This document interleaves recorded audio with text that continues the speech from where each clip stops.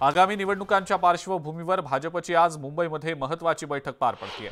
राम मंदिर कार्यक्रमाच्या नंतर भाजपने आता संघटनात्मक बांधणीवर आपलं लक्ष केंद्रित केलेलं आहे। भाजपचे राष्ट्रीय सरचिटणीस शिवप्रकाश यांच्या नेतृत्वाखाली ही बैठक होतीये। सकाळी 11 वाजता वसंत स्मृती कार्यालयात या बैठकीचं आयोजन करण्यात आलेलं आहे। या बैठकीला मुंबई भाजप अध्यक्ष आशिष शेलार यांच्यासह लोकप्रतिनिधी आणि पदाधिकाऱ्यांना हजर राहण्याच्या सूचनाही देण्यात आलेल्या आहेत। या बैठकीमध्ये जिल्हानिहाय मतदारसंघांचा आढावा घेतला जाणार आहे।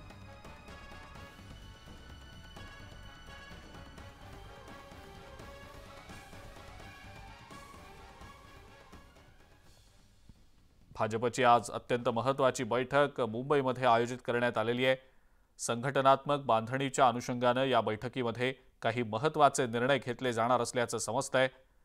भाजपच्या मुंबईतल्या वसंत स्मृती इथल्या कार्यालयात सकाळी 11 वाजता होणाऱ्या या बैठकीकडे सर्वांचंच लक्ष लागलंय।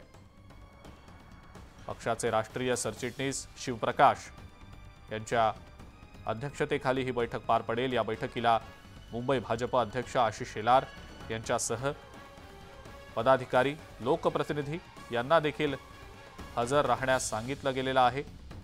अधिक माहिती या संदर्भातली आपण जाणून घेणार आहोत। तुषार रुपनवर आपला प्रतिनिधी आपल्या सोबत आहे सध्या। तुषार, राम मंदिर सोहळ्यानंतर आता संघटनात्मक बांधणीच्या अनुषंगाने भाजपने आपलं लक्ष केंद्रित केल्याचं दिसतंय आणि आज महत्त्वाची ही बैठक मुंबईत आयोजित करण्यात आलेली आहे। तुषार, काय सांगता येईल याबद्दल?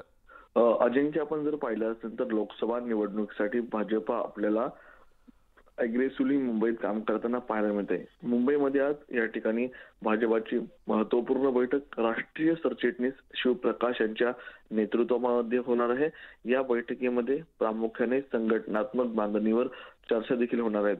मुंबईमध्ये लोकसभेचे 6 विभाग आहेत आणि या 6ही विभागामध्ये भाजपच्या संघटनेचं नेमकं स्वरूप कसं आहे या संदर्भातला आढावा शिवप्रकाशजी यांच्या नेतृत्वामध्ये घेतला जाणार आहे आणि ते काय विशेष सूचना देखील भाजपच्या पदाधिकाऱ्यांना देताना पाहायला मिळणार आहेत।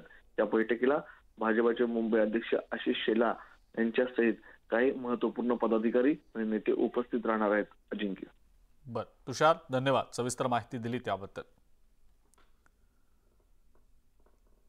आमदार रवींद्र वायकर यांना ईडीनं चौकशीसाठी समन्स बजावलेला आहे। कथित जोगेश्वरीमधल्या भूखंड घोटाळा प्रकरणी चौकशीसाठी आता वायकर यांना ईडी कार्यालयात हजेरी लावावी लागणार आहे।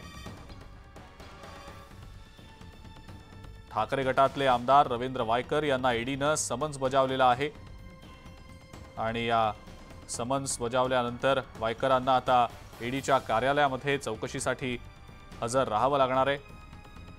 मुंबईतल्या जोगेश्वरीमधील कथित भूखंड घोटाळा प्रकरणी ईडीकडून वायकरांची चौकशी होणार आहे।